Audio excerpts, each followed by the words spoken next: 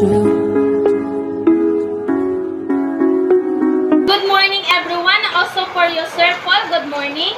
Now I am here to present about poem by Dr. Jose P. Rizal.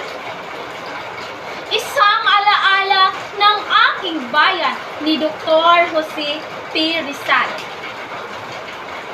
Nagugunit ako ang nagdaang araw ng kamusmusang kong kay sayang pumanaw sa gilid ng isang baybaying luntian ng rumaragasang agos ng dagatan.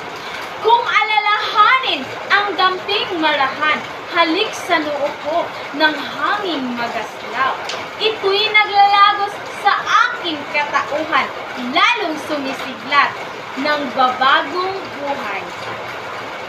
Kung aking masdan ang liryong busilak, animoy naduroyan sa hangin marahas.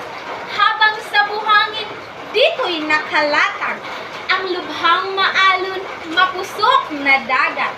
Kung aking sumyuin sa mga bulaklak, kabanguhan ito'y ay ipinakalat. Ang bukhang liwiway na nanganganinag, masayang bumabati, may ngiti sa lahat.